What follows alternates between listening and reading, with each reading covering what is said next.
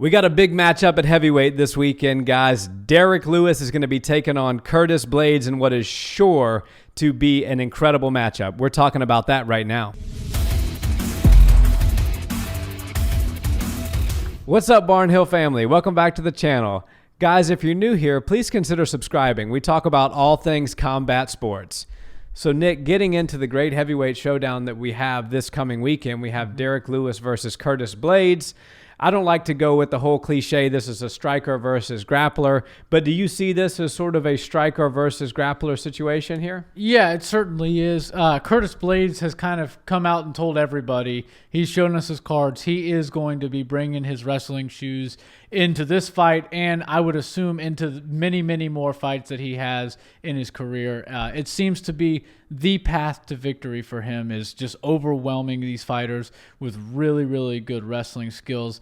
That being said, it takes a lot of energy to wrestle. And at the heavyweight division, when you're trying to put down a guy that weighs 265 pounds on weight cut day, on weigh-in day, it's very difficult. You know, if you miss a takedown on them or you struggle for 30 seconds to try to get them down and they don't go down, then that was very exhausting for you. So we have seen Curtis Blaydes overwhelm people with his wrestling, but we've also seen him get very, very exhausted very early in fights.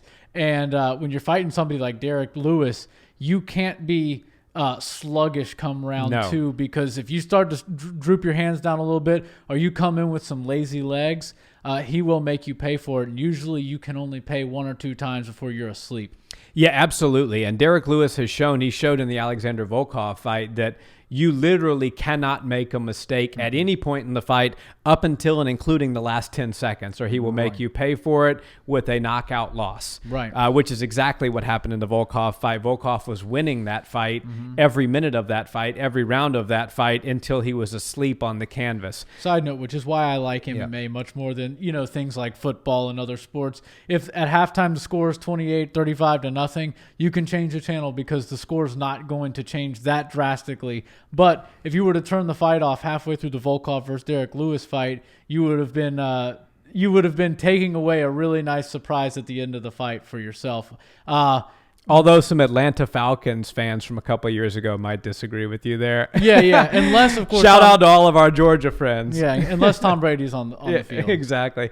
But yeah, you know, obviously Derrick Lewis trains at the same gym we train at. We know Derrick Lewis. So I'm not going to make a prediction on this fight. I think that's kind of a good habit for the people that we train with and we know personally to make a prediction or talk intimately about what they've been doing or how they've been preparing. I think that would be a bit unfair. So just talking about what's sort of public knowledge. When you talk about Derrick Lewis and his struggles, you talk about the Daniel Cormier fight. Daniel was able to get him down, and ultimately submit him.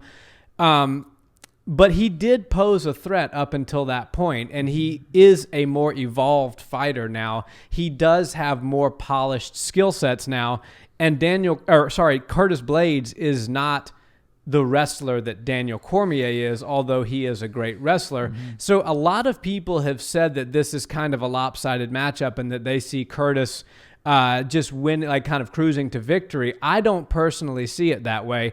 I think this is a very close fight, and I think it could go either way, truthfully. Yeah, and you know, one thing I will say is everybody always assumes that the bigger and taller and stronger you are, the better that is for you. And in that, a lot of cases, that is correct. But I will say when it comes to the wrestling in MMA, it actually paid off for Daniel Cormier to be significantly shorter because the lower center of gravity lets it become easier for him to get in on bigger opponents. Curtis Blaydes and Derrick Lewis are essentially the same height, same size. And I think it'll be harder for Curtis to change levels and get as low as he needs to get on Derrick, which is something that Daniel just luckily was able to, you know, walk right into. He's kind of a smaller build for heavyweight.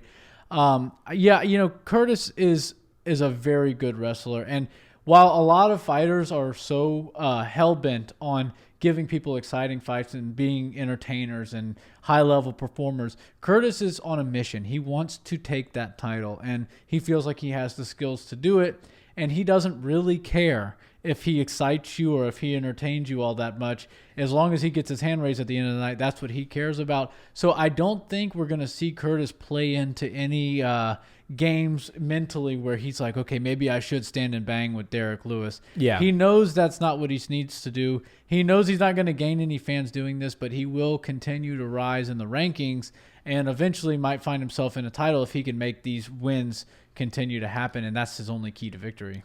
I agree with you, but with one caveat to that. We know that in this day and age in the UFC, you have to do more than just win to get a title shot. You have to win with some style points, especially with John Jones kind of looming around the heavyweight division, this division in particular. Let's just say here, hypothetically, Curtis Blaydes were to win this fight and Francis were to beat Stipe. Yeah. And Curtis were to do it in a lackluster fashion.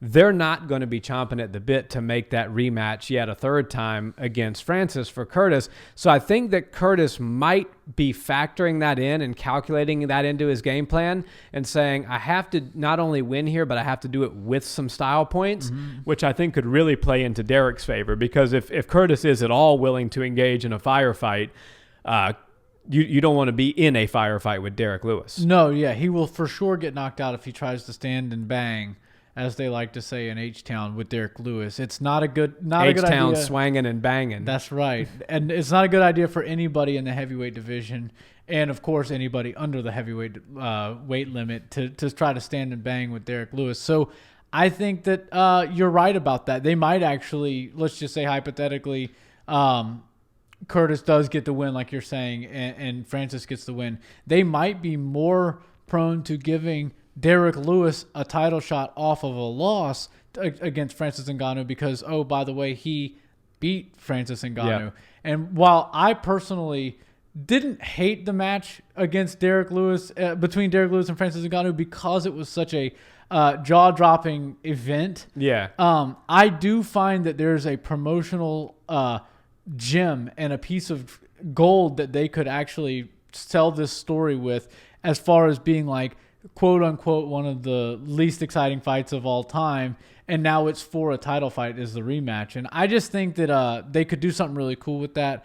I personally think Stipe is going to get the best of Francis Ngannou. I was going to say, again. this is all predicated on Francis winning, which is a huge if. And Curtis winning, which is another huge if.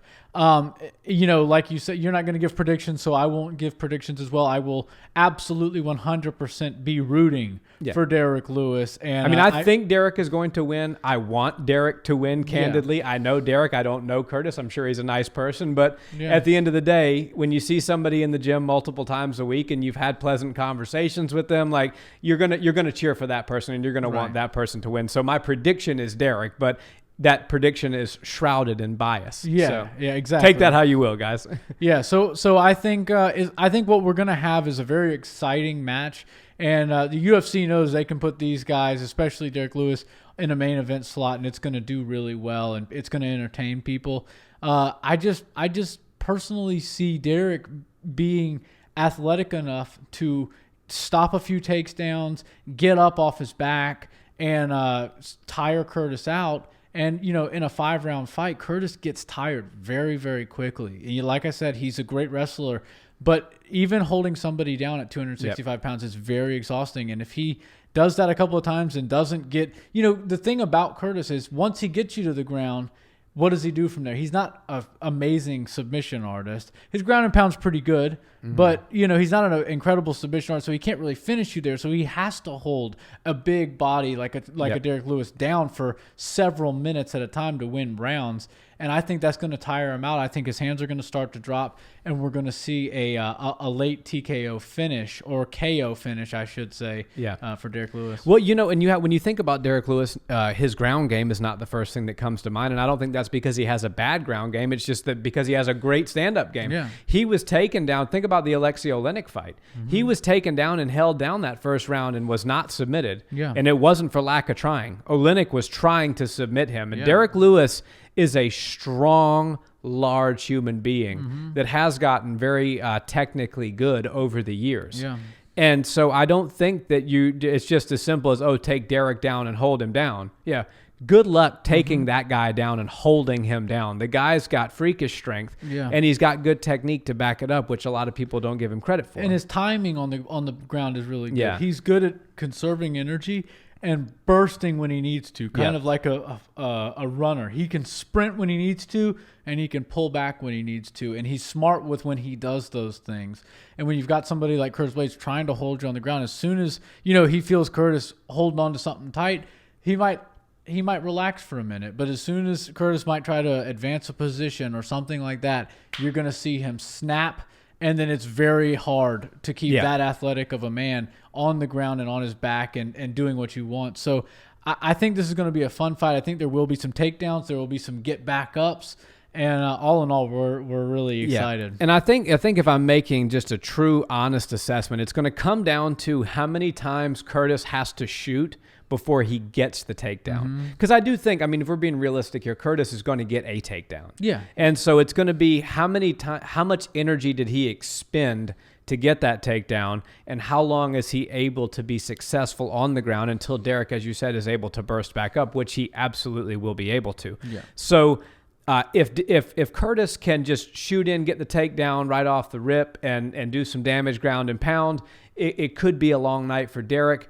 I don't particularly see that happening. But if Curtis has to shoot and shoot and shoot, and every time he shoots, Derrick defends and defends and defends, and then makes him pay a couple of times, because that's where the real danger comes in for Curtis. When he shoots and doesn't make it, in that sort of separation moment, Derrick's very good at finding sneaky shots. Yeah. And so if he's able to land a few of those sneaky shots and a few of those powerful shots, and Curtis expends a lot of energy, as you said, those hands will just start to come on down. And a fighter standing in range with Derrick Lewis with his hands down is as good as knocked out. Is a fighter that's soon to be sleeping. Yeah. And one thing I will say in my prediction, and this is just purely based off something that I'm starting to think of when I envision this fight taking place. I think that kicks are going to play a major role in this. Low body kicks, waist down kicks. Derrick is really good with. He does some pretty interesting kicks. He's after about the first last 4 or 5 fights, he's started to work a switch kick and a jumping kick in. But he's also getting really good with other kicks, body kicks and stuff. I think the best way to slow a wrestler down is get their legs tired, but also you don't really want to kick at a wrestler because they can snatch your legs up. But Derrick's not afraid to jump right into the beast den and kick a wrestler. You say I can't kick a wrestler, watch me kick a wrestler. But on that same note, I do think Curtis Blades is going to try to mix in level changing and his striking and all of that stuff with lower kicks. I think what he wants to do is slow Derrick down, just like Derrick wants to slow him down, but for other reasons. I think Curtis is going to, like Khamzat Chimaev did this exact thing. He kicked to the stomach against one of his opponents. I'm drawing a blank on which one it was. And then he kicked to the legs, and then he kicked back to the stomach. And as soon as he kicked to the stomach and his opponent blocked, did the correct thing, by the time he had dropped his hands back down to a normal neutral place, Khamzat was already at his legs and taking him down. And so I think the kicks on both fighters' side are going to play a role in this fight. That's an interesting take. I hadn't thought about that, but it actually makes a lot of sense. And Derrick has started to throw and implement a lot of interesting kicks over the last couple of years. That truly shows just how athletic somebody like that is. Yeah, he doesn't get enough credit for being a super athlete. No. Derrick Lewis is absolutely a super athlete. Yeah, and I will... Popeye's fried chicken and all. The guy is an athlete. Yeah, and I'll just say, I think this is probably the best fight for the number one contenders match that the heavyweight division can possibly make right now. It seems to me like if you didn't have Francis and Stipe lined up for the title fight, and we didn't know what was happening at the top of the top division, Curtis Blades and Derrick Lewis are the two top guys. And this is a true number one contenders matchup. And of course, Francis is the number one contender because he's got the spot already. But when that being said, when you have the championship bout already lined up, you have to start making plans for the next step forward for the division. And I think this fight is exactly that. John Jones is always waiting, and he kind of gets to cut the line. But as far as heavyweight top contenders, these are your guys. Yeah, and Alexander Volkov had that tremendous outing against Overeem a couple of weeks ago. But here's the thing that's a disadvantage to Volkov is he lost to both of these guys. He lost to Blades and to Derrick. Yeah. So that kind of puts him in I think the winner of this fight, notwithstanding the John Jones situation, but I personally think that, especially if it's Derrick, because if it's Curtis, and then if it happens to be Francis, there's a little bit of a rub there that maybe you wouldn't want to make that. But if it's Derrick, I think Stipe or Francis for the rematch there. Like you said, there's some marketing genius. It's a diamond in the rough as far as marketing goes, but there's some fun that can be had there. And then, who knows? Maybe John gets the belt. Maybe they do give it to John, which I would hate that for Derrick because, obviously I want Derrick to fight for the belt. But if John were to get it and they made a Derrick Lewis versus John Jones fight, sign me up for that, presuming absolutely. that John wins, which, again, Stipe Miocic, even I find myself doing it sometimes, and I have to, slap myself on the wrist and correct myself. Like, who am I to even suggest that Francis or John is going to beat Stipe? Stipe has proven time and time again that he's the best heavyweight of all time, one of the best mixed martial artists of all time. This could all be for naught. Stipe could wax Francis yet again and then wax John Jones. That could happen. Yeah, Stipe might enjoy that underdog spot that the bettors in Vegas and the people that predict fights in Vegas are giving him all the time. It might light a little fire in him, and he's like, you know what? Keep calling me the underdog. I've beaten all these guys, and you're still calling me the underdog. I'll quietly become the best fighter of all time. Yeah, and keep being the underdog in all the fights. So, Stipe Miocic is definitely the king of the division, but there's some serious monsters waiting in the wings, and these two guys, Curtis Blades and Derrick Lewis, are definitely two of them. Volkov, like you said, there's some crazy things, and it's like a one of those games. It's like a child's game, a video game or something where there's paths to the final destination, but you can't really just take the same path for everybody because the matchups are crazy. Like you said, Ngannou has 2 wins over Curtis Blades, so we're not going to see that for a third time anytime soon. Volkov has losses to both of them, so that kind of blocks him in both directions. He's going to have to figure out a creative way to jump past them. That might have to be in way of a fight with John Jones. Now, but see, that could be blocked off with the fact that John Jones isn't coming in for anything less than a title fight. So Volkov could be blocked out of the party by Curtis Blades, Derrick Lewis, and John Jones, and just have no way to enter into the next realm.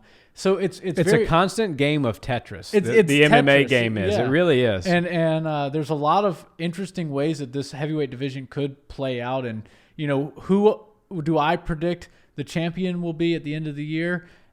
Basically, I'll predict whoever wins Francis versus Stipe is going to be the champion because it is a slow-moving division, and I don't really know how often the champion, especially if it's Stipe Miocic, is going to stay active. But I don't know, man. This fight absolutely screams #1 contender for me, and I do believe the winner will get the next crack at the title. I certainly hope so. Guys, let us know in the comments, who do you think is going to win this fight? As we said, we know Derrick. We train at the same gym, so there's 0% chance that we're picking against him. But let us know, you guys that think Curtis is going to win this, how's he going to do it? And we always love to engage in the comments and get into debates. It makes for great discussion. So until next time, guys, have a great day. Please like, comment, and subscribe. And check us out on audio where you listen to podcasts. Until the next video, guys, have a wonderful evening. Peace.